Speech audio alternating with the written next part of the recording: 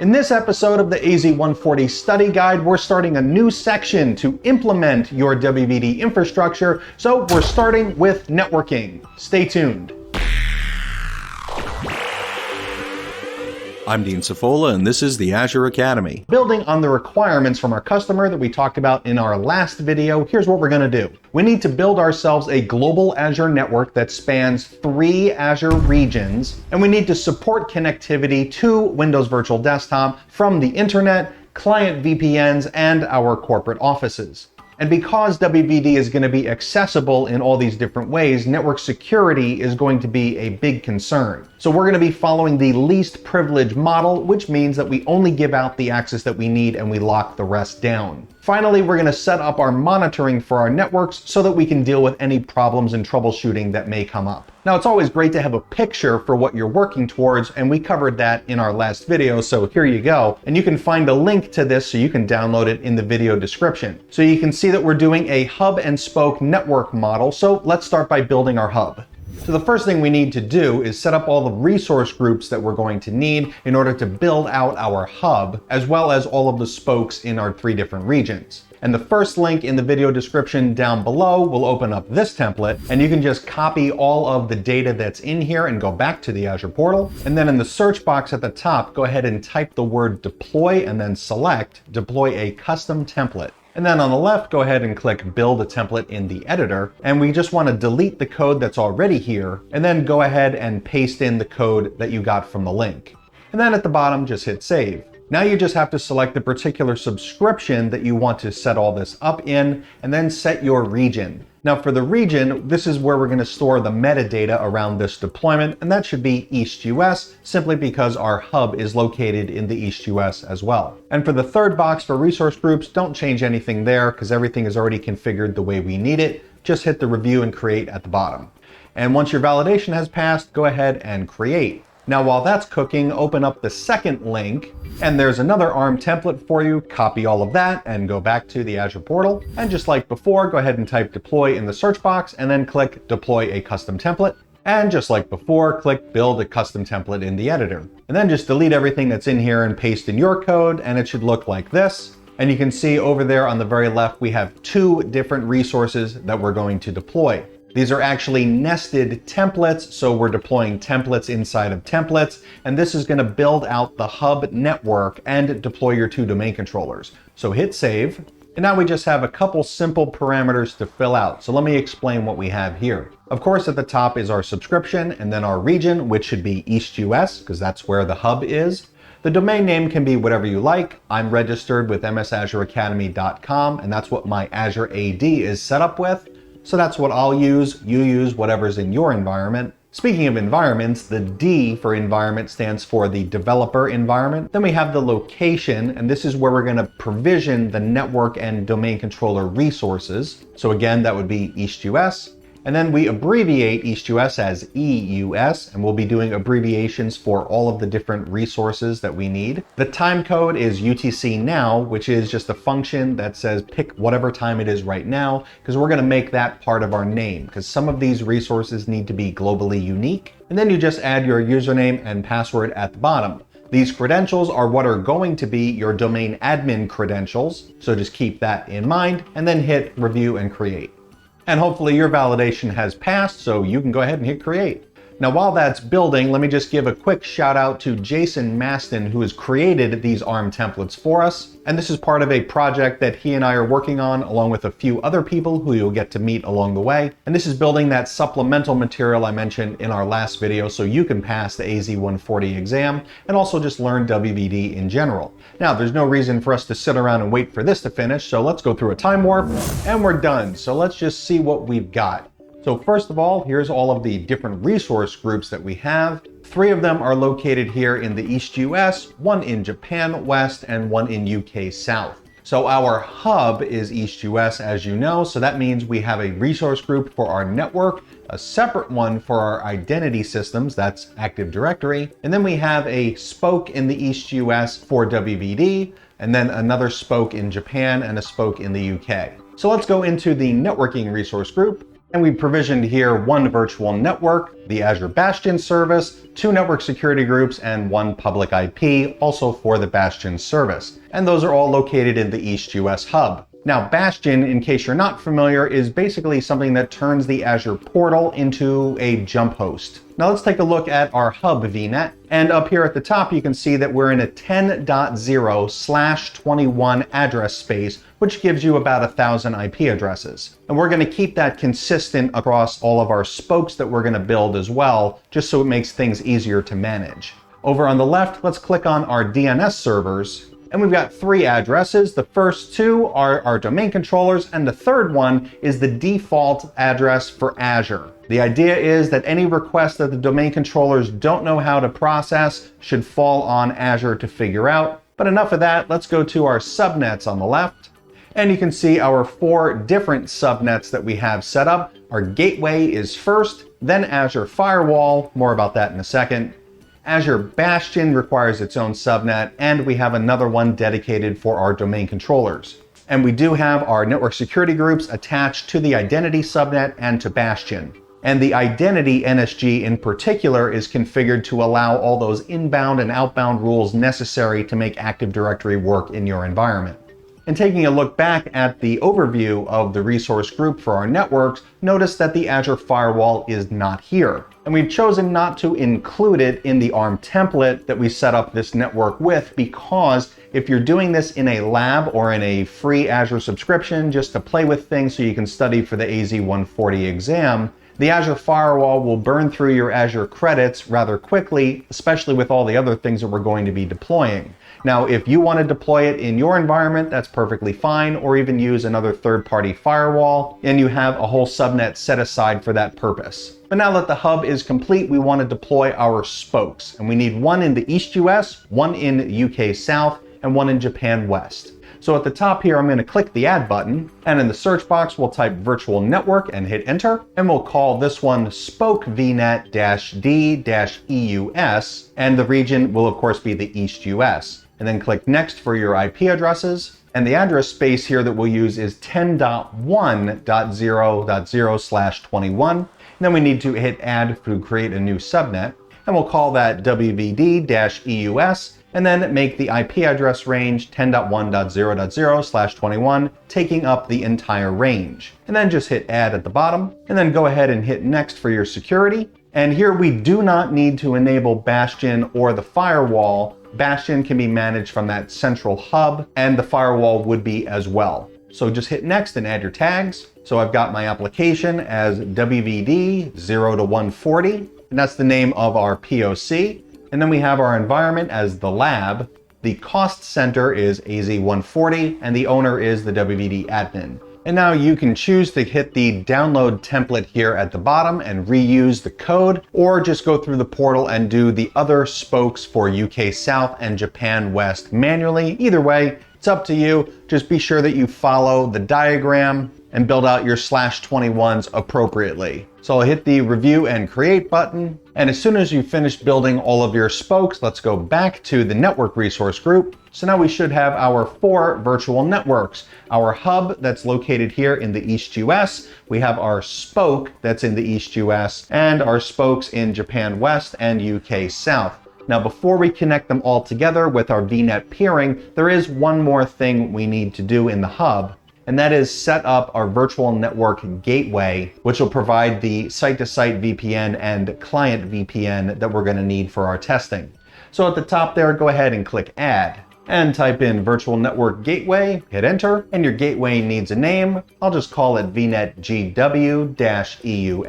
The region will be the East US, because that's where the hub is.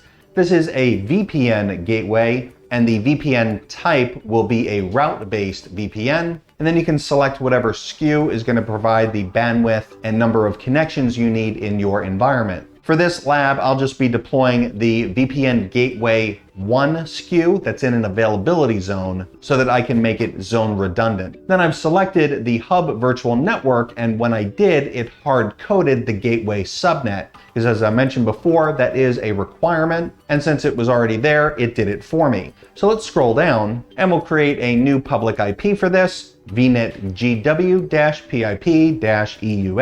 and as I said, it is zone redundant. Now, if you happen to need more connections, you can enable active-active mode, and if your VPN appliance on your on-premise side supports BGP, you can enable that as well. So hit next and add your tags, and I'll just use all the same tags that I had before and go ahead and hit the review and create.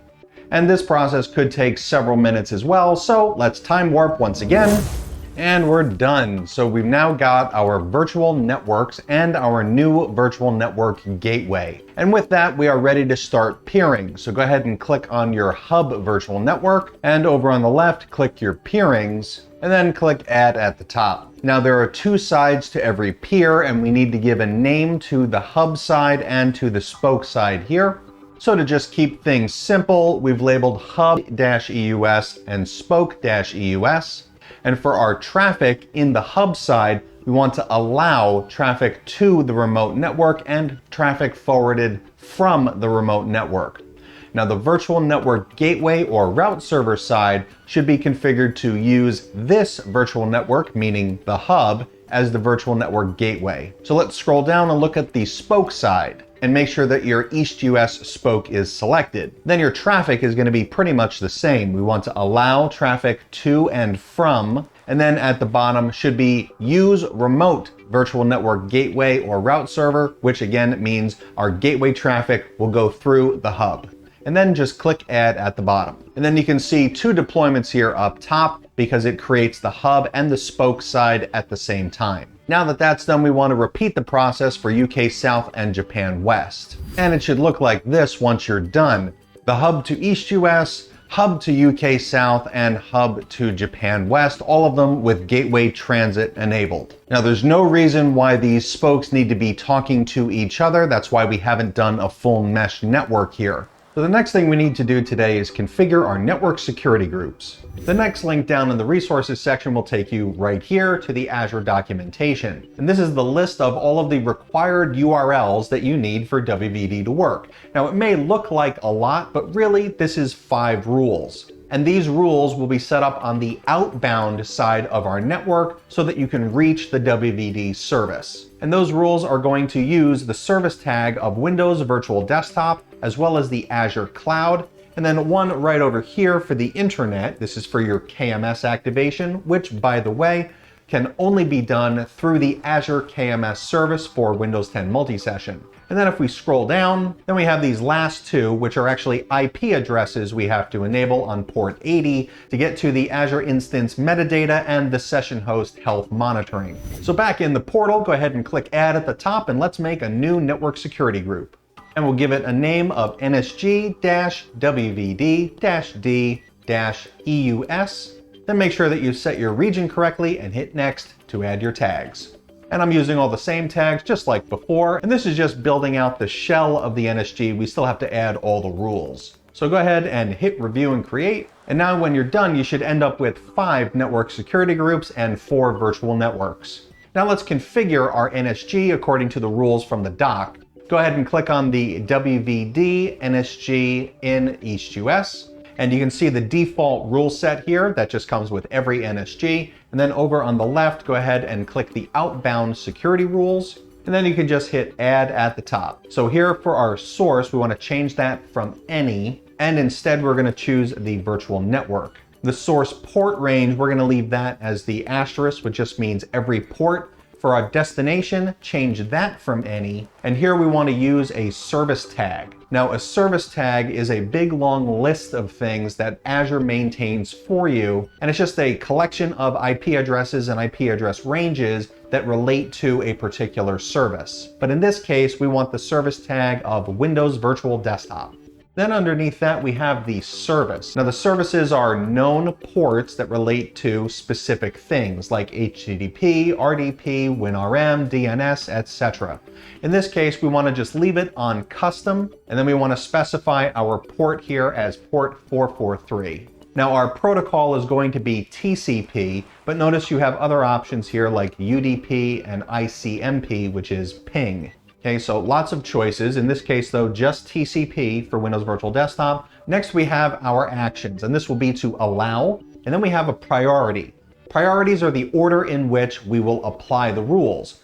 One thing to note is that once the first rule is found to apply, no other rules will be processed. So if the first rule for you happens to be rule 1000, rule 1001 won't even get looked at. So just keep that in mind when you're building your rule set. Now I'll change the name here from port 8080 to something that makes more sense, and I'll call it WVD service traffic, and you can add a description if you want to. When you're ready, at the bottom, go ahead and hit add. So I've gone ahead and added all of the other rules that you're gonna need. I didn't want to have to make you sit and wait while we clicked through everything, and I can still explain it all to you here. So what we're looking at right now are the inbound rules for our spoke, starting with the Bastion rule. And that'll be on port 3389 from only the Bastion subnet to this virtual network. And rule 110 is to allow ping, and that's just to make your life a little bit easier. And the last rule here is 4096, which will deny everything that we have not explicitly allowed. And 4096, by the way, is the last custom rule that you can create. Taking a look at the outbound rule side, we've got our 5 rules for Windows Virtual Desktop, and of course we've created the first one. The second one here will cover all of those things in the docs that point at the Azure Cloud Service. Rule 120 is going to be for KMS, for Windows activation, and you do need this, as I said, for Windows 10 multi-session. And that just goes to a specific IP address. And if you happen to be in a different one of the clouds here, then you want to be sure to add the IP address for your KMS instance. And the last 2 rules here for WVD, and both of those are on port 80, but they go to their own specific IP addresses for the Azure instance metadata and VM health monitoring. And that does it for the 5 WVD rules. 150 and 160 relate to Active Directory. And this is so you can do everything from DNS lookups, group policy, SMB file shares, RPC, all that domain controller stuff, including those high ports, which on Windows 10 or Server 2019 only need to go from 49,152 up to 65,535. And then we've added ICMP in here as well, just to make your life a little bit easier. And then 4096, deny everything else. And because we're denying everything else, we are gonna have to come back to our NSGs in our future episodes where we need to allow things like communication to our Azure storage. And that'll actually be our next video, so be sure that you're subscribed and you've hit the notification bell so you don't miss that one. So at the top, go ahead and click Associate. And then up here in the virtual network picker, hit the drop down, and you're gonna want the Spoke VNet-D-East US. Then you hit the drop down for your subnet, which you should only have WVD-East US, and then hit OK at the bottom. Then you just have to repeat this process for your UK South and Japan West NSGs, as well as associating them to the correct subnets. Now, when it comes to network monitoring, there's 2 different things that you need to set up. First is here in the Azure Monitor. You want to scroll down on the left and you want to click on Diagnostic Settings. And then use the filters here at the top to select the appropriate subscription and resource group where all of our networking assets are located. And then it should look something like this. Now, see where it says disabled here for all these diagnostic settings? That means that nothing is actively being monitored. So we're going to fix that by clicking on Azure Bastion here. And then over there on the left, you want to click on Add Diagnostic Settings. And if you've ever added diagnostics before, the experience is the same no matter what the resource is. So you need to give it a name, select the logs over there on the left that you want to monitor, and then pick your destination. Now in this case, I'm using an Azure Log Analytics workspace, and then you just hit Save over there on the top and then repeat this on all of your other resources. When you're done, it should look like this. Everyone should be enabled. So in the search box at the top, type in Network Watcher. Azure Network Watcher is a collection of tools for network monitoring and diagnostics, and it's more focused on the infrastructure side of things. So your VMs with their network cards sitting on virtual networks with gateways and firewalls. So it's not WVD specific, but all of those other things I mentioned are things that WVD does require. So the first thing on the list over here is your topology. And you just filter for the correct subscription and resource group where your network assets are located, and you should see something that looks like this. Our hub virtual network is over there with our subnets and the gateway over on the left, and the NSGs that are attached to each of those subnets. And then over here we have our AVD Spokes. And each one of those networks has one subnet with an NSG attached to it. So just so you can have an overview of what your network should look like. And then there are many other tools over on the left that you would need for troubleshooting, from the connection monitor to verifying how your IP traffic is flowing, where your next hop goes. That's important if you're using a firewall. The VPN troubleshooter for when we set up our VPN in just a moment. And then even network packet capture. So you can see everything that's going on across the network cards. And then over there at the bottom, the NSG flow logs, which will give you even more data than what's going to come out of the standard diagnostic logs for your network security groups. So last thing for today, let's set up our client VPN. Back in our network resource group, go ahead and click on your virtual network gateway. For a site-to-site VPN, we need a local network gateway and a connection. But for a client-based VPN, we just need to configure the point-to-site configuration over on the left. So let's start with that. And over at the top, hit Configure Now. And first we need a pool of IP addresses that will be our client VPN network. And since Azure is using the 10, 20, and 30 dot space, I'm going to use a completely different range here just so I know that it's unique. Now for your tunnel type, you've got some options here, and anything from OpenVPN to SSL or IKEv2. And I'm not going to get specific here and pick a solution for you. I'll leave that up to you. In the past, I've used OpenVPN and IKEv2 because there is another integration, and that is your authentication type, which could be an Azure certificate or Azure Active Directory itself. So either way, however you want to set this up, I'll leave that up to you. But we will need a VPN for some of our testing, so be sure that you configure something here. And if you're unsure what to do, then I've got other videos for configuring OpenVPN and also an Azure Active Directory client VPN, so go check those out. And now let's configure the final thing of today, and that will be our site-to-site VPN, which is going to start with searching up at the top for a local network gateway, and then click that. Then just hit Add at the top. And this is what's going to represent your local VPN appliance in Azure. So it needs some kind of name like on-site, and then you can do this by an IP address or a fully qualified domain name. And that would represent the public-facing IP address wherever you are. And then at the bottom, we want to select the appropriate subscription and resource group, should be your networking resource group, where we store this in the East US, and hit Create. Now when that's done, click on it, and then over on the left here, we want to select Connections. And as the name implies, this is what's going to connect the local network gateway with the Azure VPN gateway.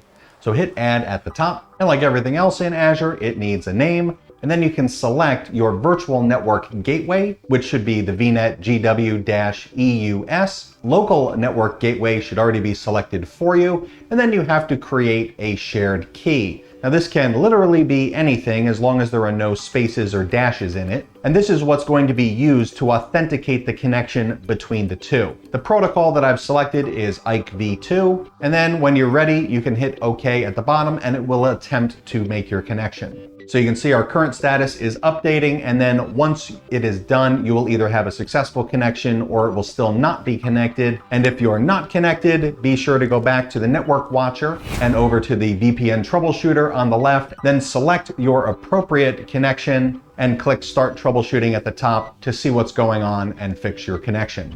So we covered a lot in this episode, and there is definitely more to come in this series. Next, we're going to be tackling our setup of storage, which will be for FSLogix and MSIX app attach. And you can catch up on the entire AZ-140 series over here at the bottom, or see the latest Azure Academy video there at the top. Thanks for joining me today, and I will see you in that next episode.